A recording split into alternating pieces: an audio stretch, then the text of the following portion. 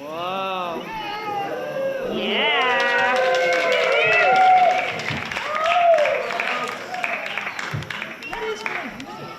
Yeah. Okay. Hi. Apparently I think better upside down, so I'm gonna try it now. Okay, that's my third eye. Okay, great, you're doing a great job. Let's see here. I have some more jokes. As farmers, we hear a lot of jokes about sheep. We tell them to the dog, but he'd heard them all. Yeah, there you go. If fruit comes from a fruit tree, where does chicken come from? A poultry. Okay, Brian, can you flip my sheet? So, we have on deck Andre and Sebas.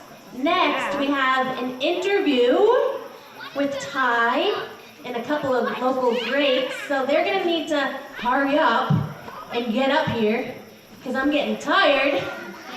Come on, Ty, get your crew together. Come on, you can do it.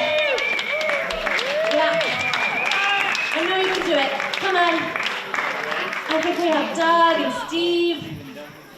Yeah, I know you can do it. I'll just hang out here a little bit longer.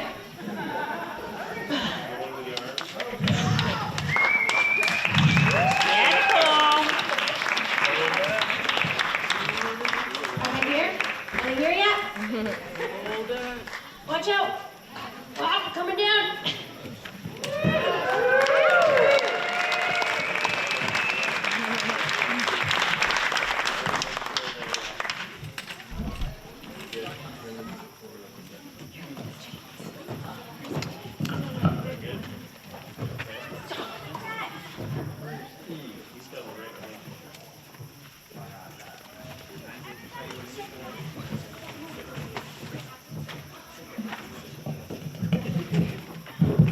Meanwhile, let's give it up for Rusty Bucket playing some fun tunes.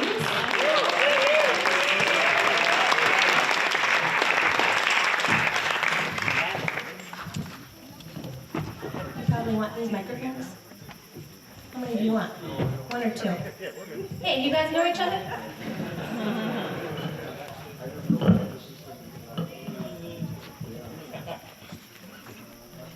They're talking without their mics. Steve says he doesn't know what this is going to be like. And Doug says, me neither.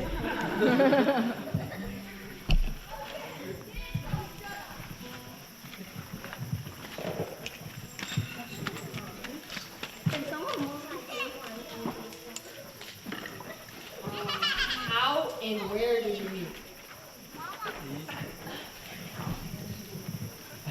I'm not sure. Is this about right?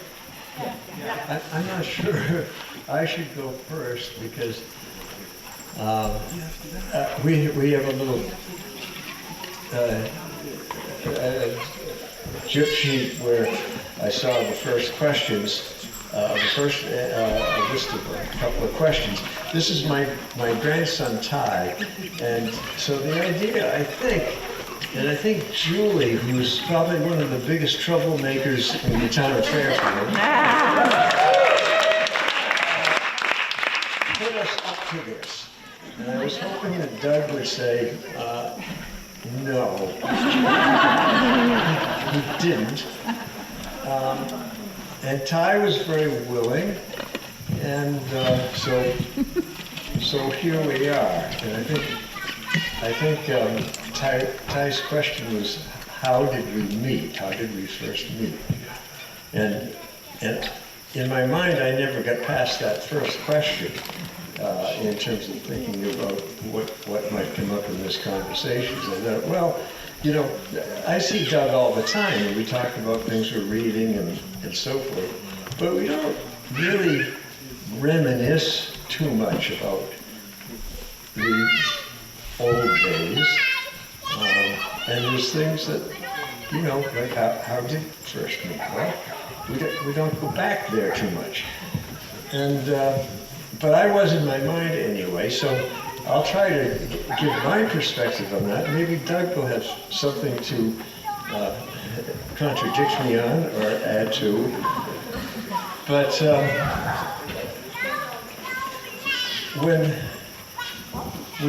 Doug was in New Zealand, when I first came to Fairfield, and I hadn't met him, but I had rebuilt an old sugar house just a few hundred yards up the hill, and was living there. And Doug was coming, who had invested on the old Hull farm, which is what the farm was there, not right here. And so he had a stake in the property, and he and his wife and 2 young daughters were coming back to Fairfield to move in with Don Schramm and Susie Clark. So I knew Doug was coming, but I never met him. I'd read a couple of letters, I'd seen a couple of pictures. Big, full, bushy beard, his dark glasses, and well, this will be interesting. And Susie was kind of a high-strung woman, to say the least. I mean, I don't know if there's a few people who know her still, but it was, the flags are coming, the flags are coming, the flags are coming, the flags are coming, and it was like, the flags are coming, and it would go on like this. They're coming, in a month. Oh, they're coming in 2 weeks. They're coming. The flags are coming, and then these loads of shipments coming from New Zealand that they were shipping all their belongings and storing them away. And the idea was that Doug and his family were going to move in with Susie and Don. And I remember that. who said that? Living with Susie and Don up there. Yeah. Brian Steele, right? Oh, Brian, you were just a little squirt then. But at any rate, the flags were coming, and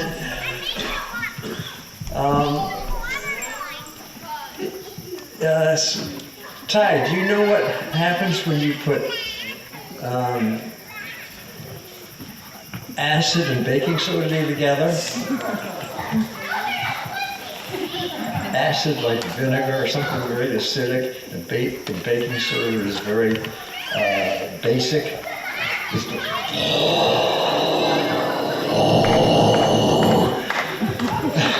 Well, that's what was going on in that household when the flax came. And it was late winter. Sugaring was probably about beginning, and here's a kind of a question for Doug. So I think things were, everyone was getting to know each other a little bit. But do you remember, Doug, when and Schramm kept a sugaring book, and Jean, this was Doug's wife at the time, she wrote in the sugaring book, and I thought, do you remember what she wrote in the sugaring? It had to do. She took a page from the sugaring book and just wrote blah, blah, blah, blah, blah, and accused Susie as being a mealy-mouthed. Oh, jeez. And so here's something for you, Ty, and anyone else. I mean, sometimes you can't always control what your thoughts are, but you sometimes can control how you express your thoughts. And so it was a pretty rough time. And at any rate, before the frost was out of the ground, Doug and his family had moved out to a little lean-to that they had strung up between a couple of trees. and had moved into the lean-to. And I've got a couple of other things to say, but I'm going to hand the mic to Doug, and he might have something more to add to that. Well, Steve, I almost said no too. I wish you had. Anyway,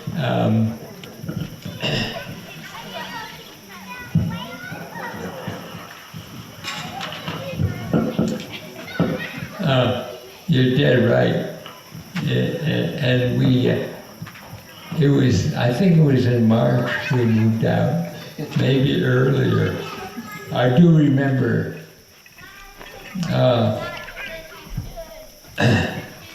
sitting around the fire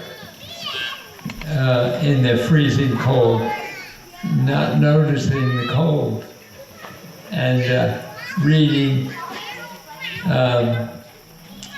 children's stories to the kids. And we slept in tents, 2 tents, right behind where the house is now. And I remember we quickly realized we needed to build a house.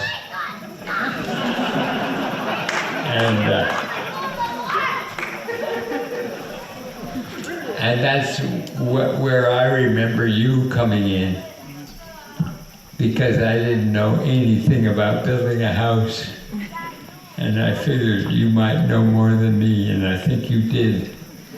So, I remember so much, you built a beautiful chimney out of cinder blocks, and we made it 8 by 12.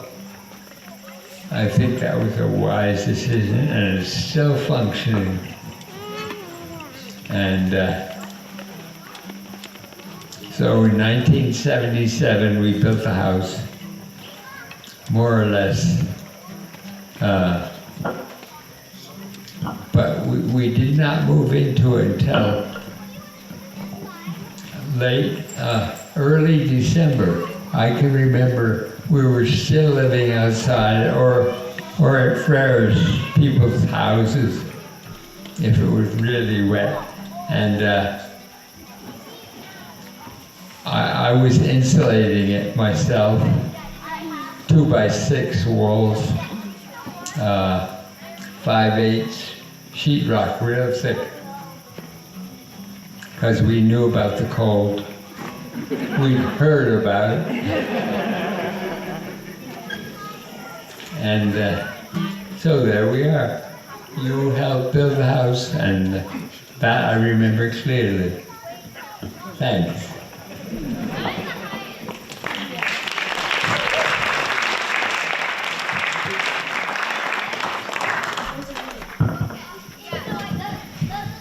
Well, I'm not sure, again, we might not get past this first question, but in building the house, this is something that kind of came up. Doug and Gene kind of hired Peter Wilcox, who was a budding young engineer or architect. And so he kind of headed things up. And Doug's brother, David, came up. And David had some building experience. And in a way, Peter and David were very much like Gene and Susan. They continuously and constantly butted heads. And they're both very opinionated, and I just tried to work along. And again, I didn't really know Doug very well, but I was helping build this house. And I think I remember one Sunday, the foundation was in, and I thought, well, if I get a little more done, we'll be ready to start framing. So I think it was a Sunday morning, I worked alone, I went down, and I was laying the sill plates on top of the foundation. The light bolts were there, screwing them in. Doug knows what I'm going to say now, I think, right? Do you? Yes. So I'm laying the sill plates, and then taking my measurements and matching up the bolts, drilling holes and setting some insulation and so forth. And no matter what, I measured one way, I measured the other way, and measured this way and the other way.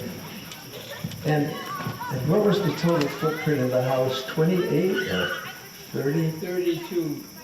It was 32 by 32 on one side, and it was 32 by 31 on the other side.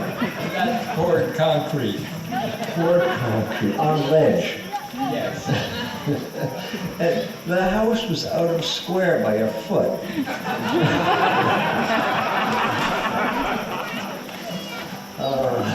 Who's to blame? Well, it was the foundation people, really. Who were they? And I don't know who did the foundation. Hal Bill, and then you know Hal Bill, he worked with the guy. He was, I think it was, Dewey, Cheatham, and Howe.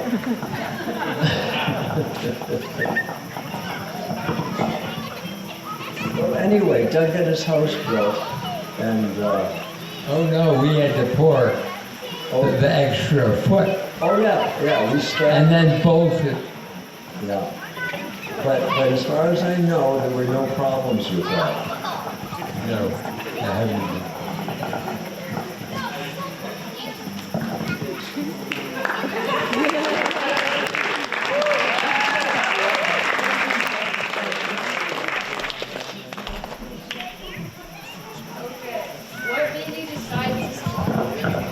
What made you decide to stay in Fairfield?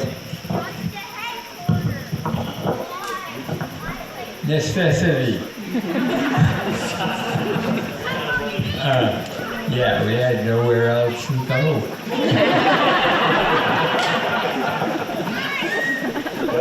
We liked it here too. You know, the place was beautiful, but it's hard to spend the winter outdoors in a beautiful place. Well, I think I stayed, Doug mentioned, I think when we met, when he built the house, when they first came, it was 1977, which is, of course, a date that's easy for me to remember because that was the year my son, Seth, Ty's dad was born. Yes. So that was right during the pouring of foundation, 1977, so Seth must be, whatever, 30, 60, 46, 47. At any rate, we've known each other since then. And we probably stayed in Fairfield for some reason. Doug did, and many of us who are in Franklin County are still in Franklin County. We liked it here.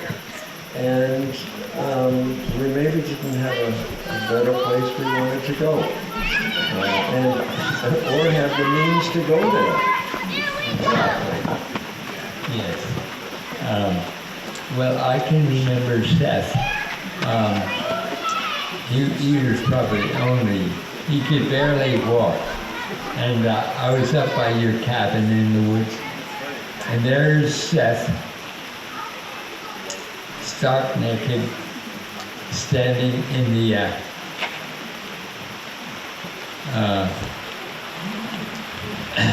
the berry bushes picking, I think he was picking blackberries. He picked a lot of blackberries, and he sometimes confused them with the goat droppings. And it would drool down the floor of his mouth. Exactly. That sounds like rain, huh? Can you hear us? Well, I'm blinded by the light, so I keep my head down. And what's next, Todd?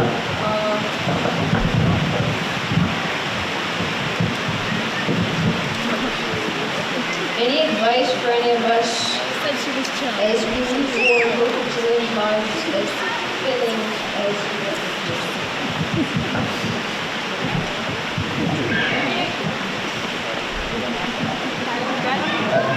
Ty jumped ahead. I think he's looking for this interview to be over. Yeah, so am I.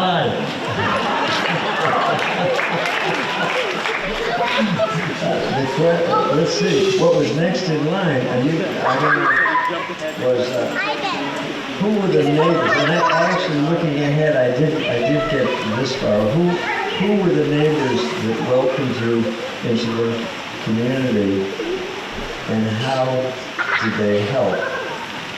And this is something that in some ways is dear to me, because in thinking back, we, as generations pass, I feel personally very fortunate to have known some of what at the time were the old timers. And those old timers are all gone now. And Doug and I, and our generation, are now the old timers, and we don't match with, just in terms of where we came from, and even the changes in Vermont. We don't match up with some of the people. And these are people like, Ray Wanzer and Sonny Boomhauer. Sonny was a younger of the old timers. Hubert Parody, even Ira Elwood. Ray used to call him Ira. And I thought, well, maybe Ira Allen. Maybe he used to introduce himself as Ira. I don't know, but he used to be called Ira. And even the neighbors across from where we live now, the Sweets. These were people who grew up at just marginal subsistence on some incredibly small working farms. Yeah. And they were really the salt of the earth. So I think these are the people I look to as having had an influence, and as well as all the newcomers in the community that we formed. But I do want to mention those people as far as people who were important to me. Yes, I would agree. Well, one of the things, vivid memory is when you moved from the cabin to your farm. What year was that? That was 1979. Two years later, Yes. my daughter Naomi was born in 79, and we were able to move. Well, I remember you going by, you see, they moved, they didn't have a moving truck. They had a team of horses and a wagon, and they piled everything on the wagon and the kids up on the top, and they went clopping by our house out Pumpkin Village Road, and what a vivid memory. How many families do you know that move away about 8 miles avoiding a moving van? In 1970.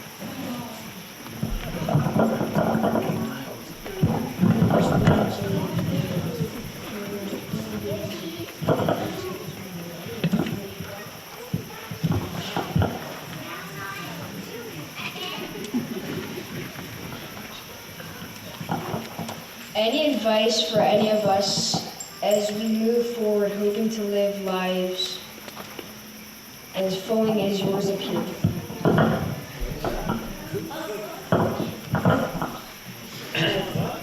Well, good people surrounding, good people in your universe is what you want.